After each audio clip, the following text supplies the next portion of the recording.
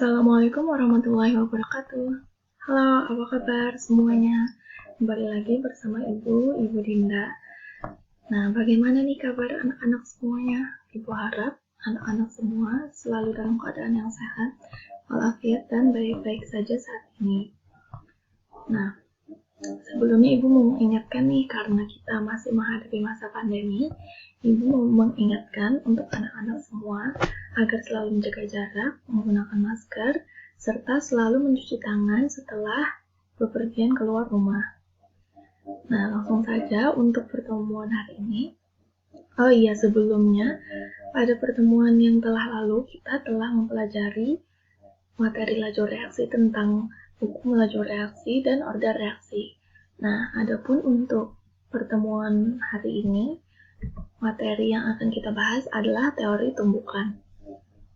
Nah, untuk tujuan pembelajaran pada hari ini, melalui pembelajaran daring atau online virtual menggunakan model discovery learning, peserta didik diharapkan mampu berpikir kritis, kreatif dalam menganalisis, menentukan, dan menjelaskan faktor-faktor yang mempengaruhi lajur reaksi menggunakan teori tumbukan.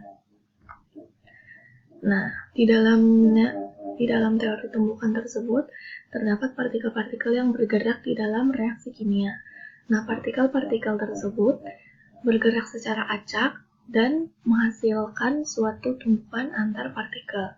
Nah, tumbukan antar partikel tadi akan menghasilkan energi yang dapat menyebabkan terjadinya suatu reaksi.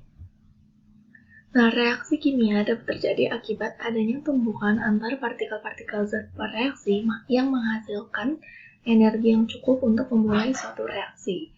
Nah, jadi reaksi kimia terjadi akibat adanya tumbukan antar partikel. Nah, sebagai contoh untuk menyalakan korek api, kepala korek api harus digesekkan atau ditumbuhkan pada wadah korek api yang dilapisi dengan pereaksi.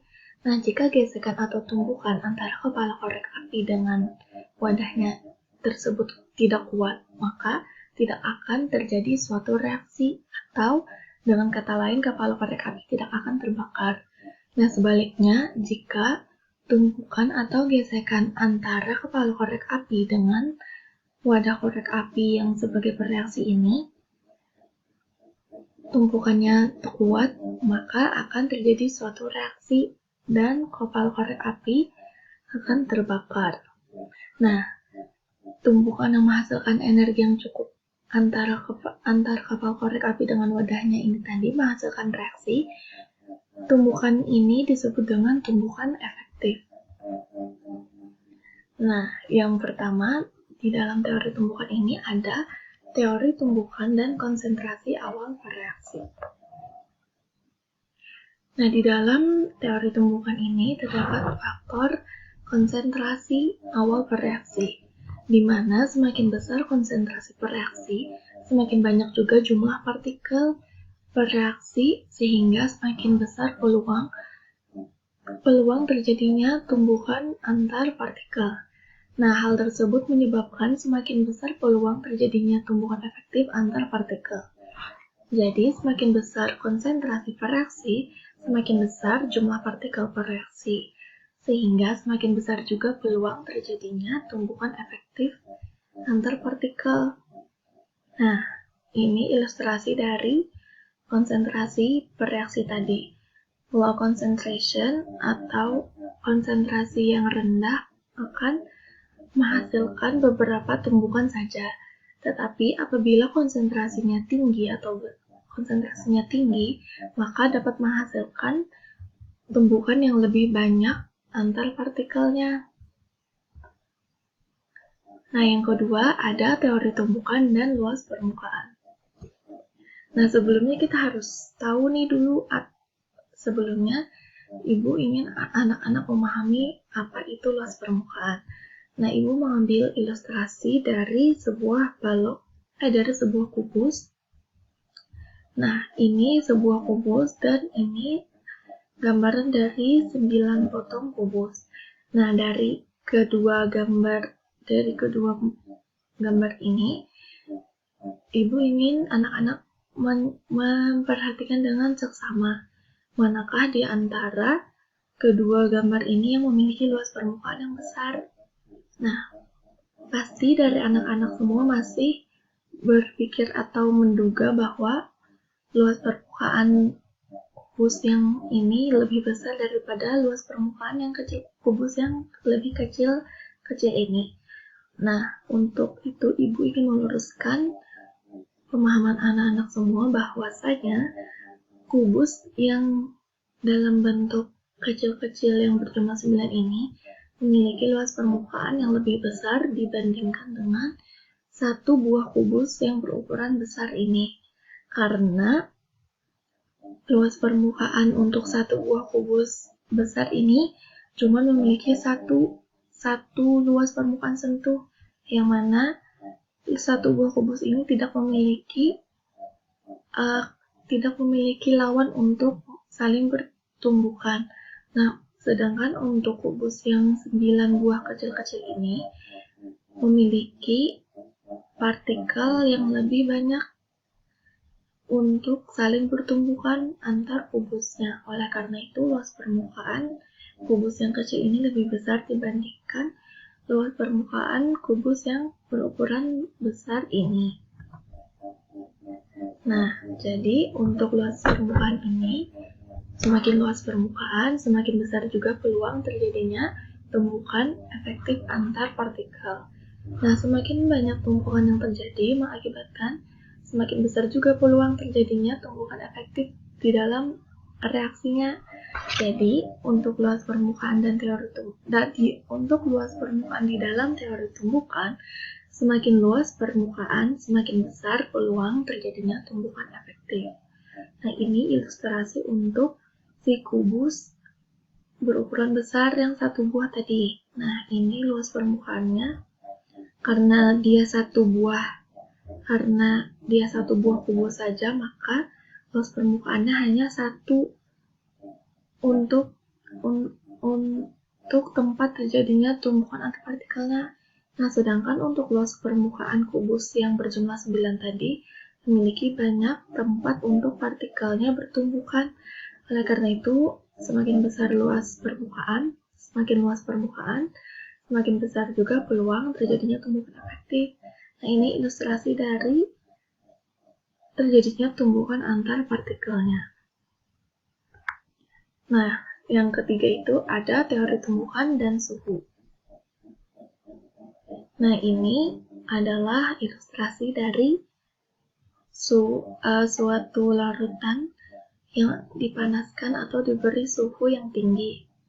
Nah, di sini dapat anak-anak saksikan bahwasanya apabila larutan dipanaskan atau diberi suhu yang tinggi, maka partikel di dalam larutan akan bergerak secara cepat dan acak.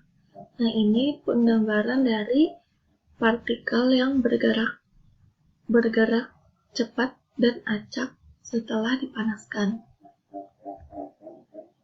Nah, jadi di dalam suhu ini, pada suhu yang tinggi, partikel yang terdapat pada suatu zat akan bergerak lebih cepat daripada suhu yang rendah.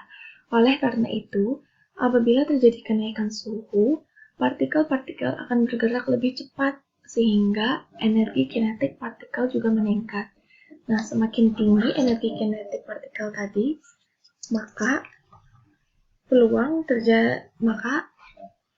tumbukan antar partikel juga semakin besar, dan semakin besar juga peluang terjadinya tumbukan efektif di dalam reaksi kimianya. Nah, ini ilustrasi dari partikel yang bertumbukan pada suhu tinggi dan suhu rendah. Untuk suhu rendah tadi, ini yang bulat-bulat merupakan penggambaran dari partikel, dan yang berwarna merah ini merupakan gambaran dari tumbukan yang terjadi antar partikelnya. Nah, untuk suhu rendah ini, tumbukan yang terjadi cuma satu atau sedikit. Nah, sedangkan untuk suhu tinggi, peluang partikel bertumbukan lebih banyak.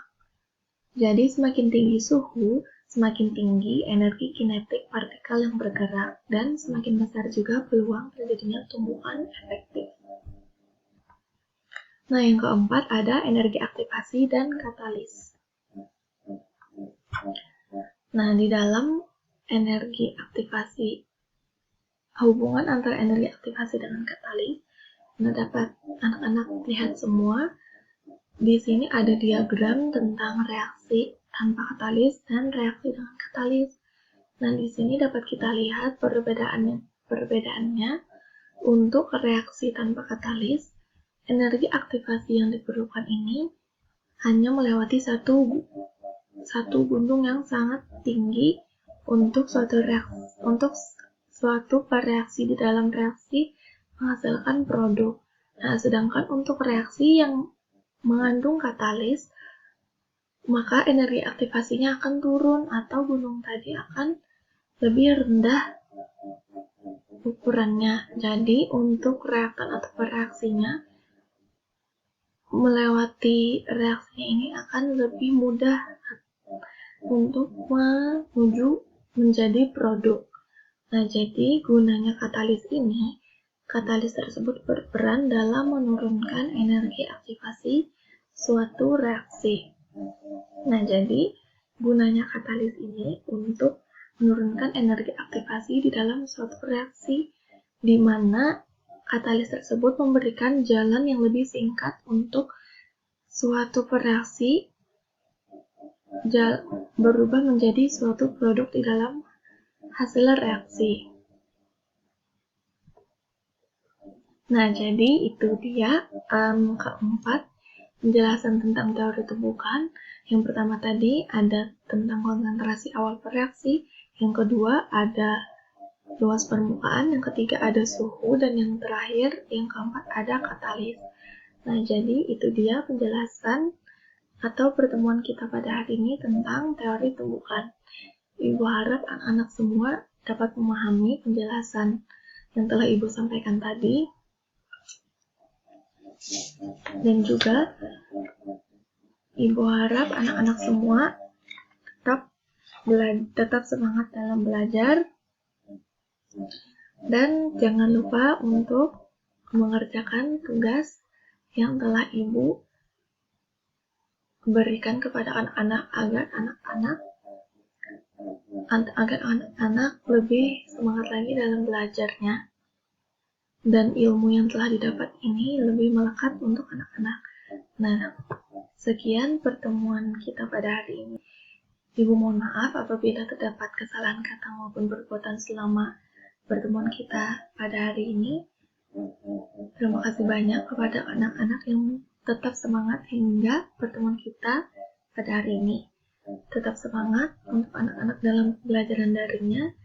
Ibu pamit undur diri. Terima kasih banyak. Wassalamualaikum warahmatullahi wabarakatuh. Terima kasih banyak semuanya.